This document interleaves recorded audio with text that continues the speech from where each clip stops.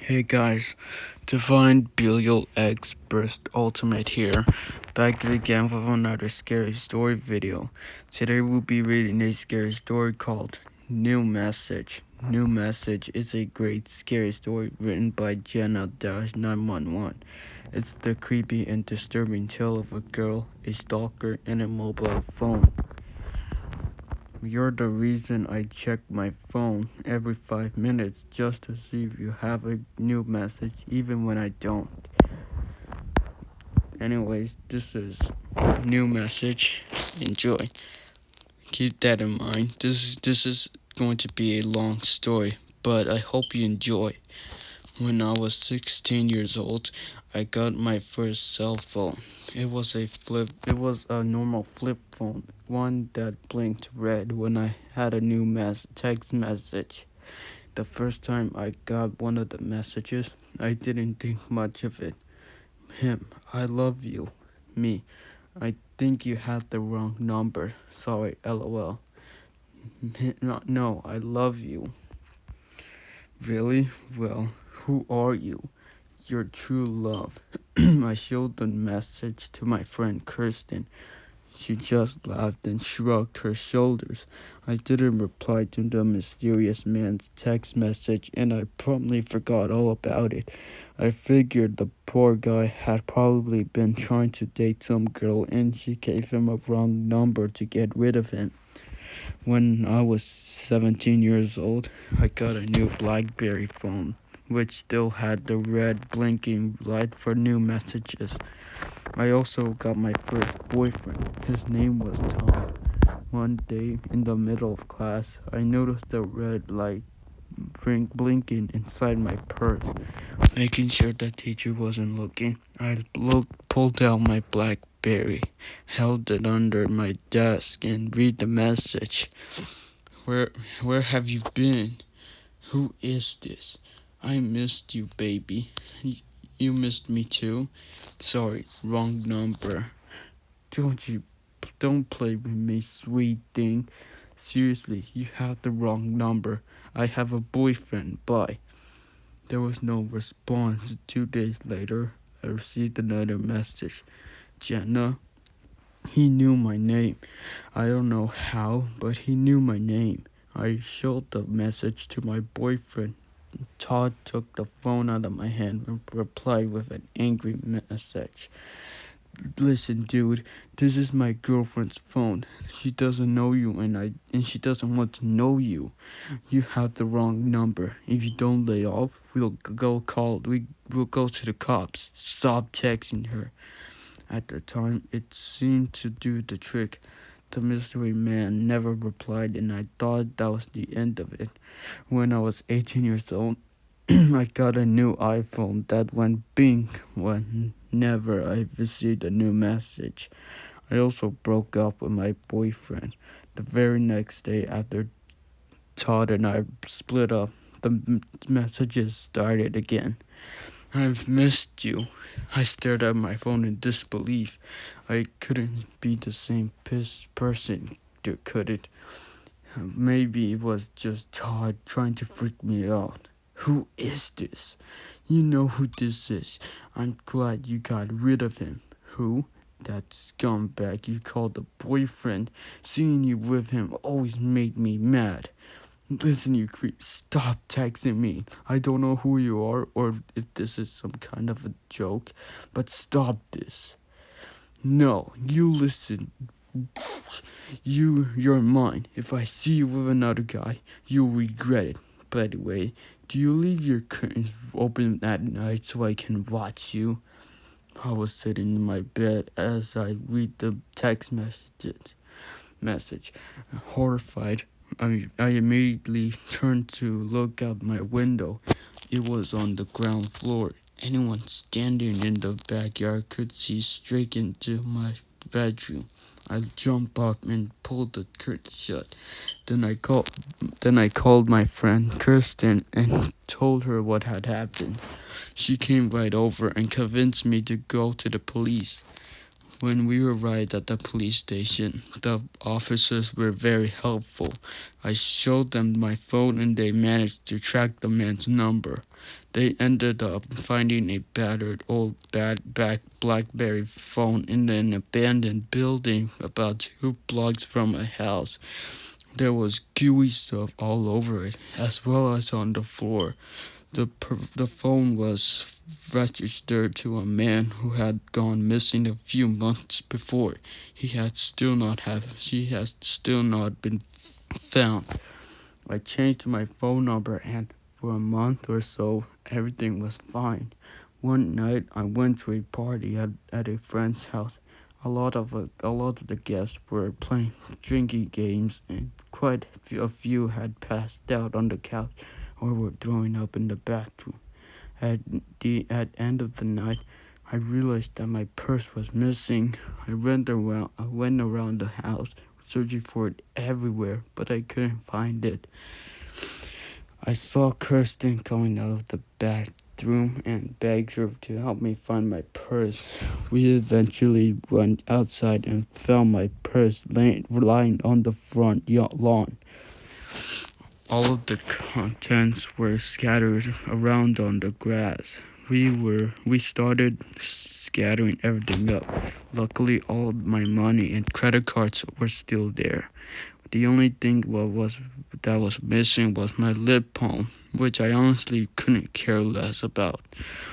I figured one of the drunk girls had probably been rummaged through my purse and borrowed some lip balm and had accidentally spilled everything out.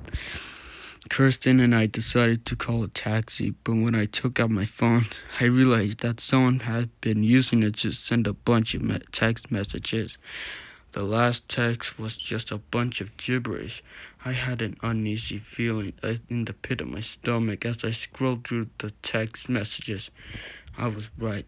Some drunk girl had been playing around with my phone. She had answered the messages posing as me. A whole conversation had taken place. Hey, sweetie. Haven't talked in a while. You're right, sexy. How are you? Good, you? I'm just sitting here thinking about you. I missed you. Did you miss me? LOL, you're funny. Where are you? You know I can't tell you that. You already went to the cops once. Cops? You think I didn't know? It took me a while to forgive you for that. Almost as long as it took me to find your new phone. Did you miss me? Oh well, sure. I see you're not home at tonight. What are you doing? You can see me? No, Jenna. I can see where you are on GPS. That's not your house. At friends drinking. Are you drunk? Wait there. We'll come and pick you up. 9 minutes later, the girl finally replied, Okay, sorry. No, this is not Jenna. I found her phone. You stole Jenna's phone? No, borrowed it. I'm coming there right now. What have you done with Jenna? Nothing. Don't come here, you creepy. I'll kill you if you hurt her. Answer me. You better not have hurt her. You're dead. Is that you in the red car? Dude, you're creepy. I'm going inside. What the heck? Was that you? Okay, stop. I'll leave those. There were 3 more text messages like this, with letters and symbols, as if someone had mashed the keyboard with their fingers. As I finished reading, the phone vibrated in my hand. Jenna, hope you found your phone and purse okay. I have the that tried to steal them. Don't worry, she won't bother you again. Your lip balm tastes so good. I can't wait to taste it off your lips. I burst into tears and immediately called 911, trying to explain the gravity of the situation. A, a patrol car arrived about 10 minutes later, and the police officers found me sitting on the front lawn, sobbing. Kirsten was trying to comfort me, and a bunch of bodygoers gathered around me, trying to figure out what was happening. There was a man and a woman officer. The man was older and bald, but the woman looked only a few years older than me and looked worried. I tried to tell them what happened, but ended up just handing them the phone while choking out things like "Sex me since I was 16" and already went to cops and help her. As soon as the police figured out what was happening, they ran back to the patrol car and called it in.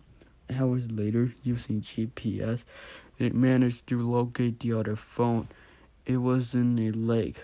They pulled the lifeless body of the drunk girl out of the icy water. The phone had been stuffed halfway down her throat. When the police identified her, it turned out I had only met her once and we only had one friend in common. Even though I didn't know her, I went to her funeral and listened to all the kind things her friends and family said about her. So many people loved her. I felt terrible about what had happened. The guilt was unbearable, and even though everyone told me it wasn't my fault, I still blamed myself. The stalker had made me feel completely vulnerable. I was afraid that he would keep on finding me. It seemed like the nightmare would never end.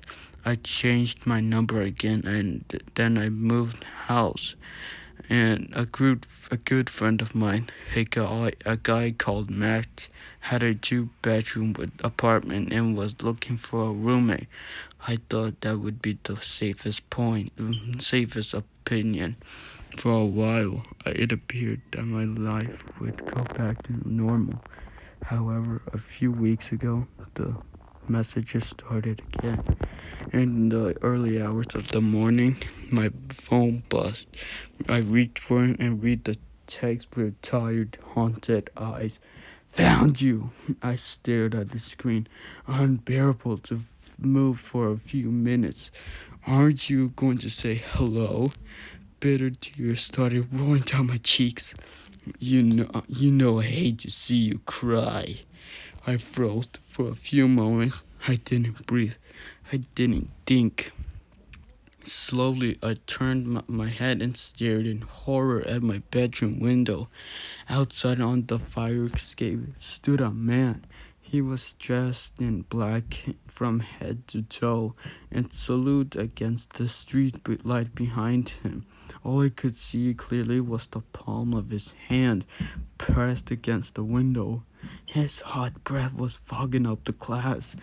I didn't wait to see what would happen. Jumping out of my bed, I ran down the hallway and burst into Matt's room, screaming at him to call the police. He was jolted out of his slumber. Jenna, what is it? He asked.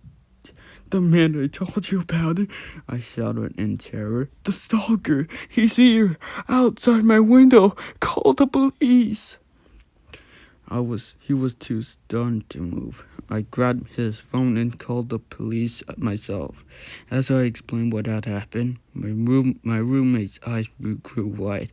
He reached into his closet, grabbed a baseball bat, and set off down the hallway. I tried to call him back, but he didn't listen. His footsteps came to a stop and heard angry voices and the sounds of a struggle. Then there was a sickening thunk. It sounded like wood colliding with something hard. A muffled voice shouted my name. I wasn't sure who it was. I heard someone moaning in pain, followed by a loud thud. Then the entire apartment was eerily silent. Matt, I yelled. There was no answer. I crept out of his room and as quietly as I could, I made my way towards the kitchen. Grabbing a butcher knife from the kitchen drawer, I pressed myself up against the wall and tried not to make a sound. In the doorway, I saw a large shadow appear. It was the silhouette of a man. He looked much larger than Matt. "What do you want?" he screamed. "I already called the police. They're on their way." The the man just chuckled. A quiet, menacing chuckle. Then he started walking towards me, and I could hear him muttering my name under his breath over and over again. "Jenna, Jenna, Jenna, Jenna, Jenna." I didn't move. There was nowhere left for me to run. He came up right up to me, and his face was inches from mine. He was older than I thought he would be. His dark beard streaked with gray. His eyes were hollow and with large black circles underneath. His teeth looked like they were rotting in his mouth. I was holding a knife behind my back. As his big fat hand reached for my neck, I let up a primal scream and lashed out as hard as I could. He stumbled backwards, and a shocked look on his face. The knife was sticking out of his chest. I pushed past him and ran out into the hallway. He tried to follow me, but when I looked over my shoulder, I saw him drop to his knees. Then he fell face down on the carpet. I wasn't sure if he was alive or dead, and I didn't want to take the chance. I ran into my bedroom and locked the door behind me.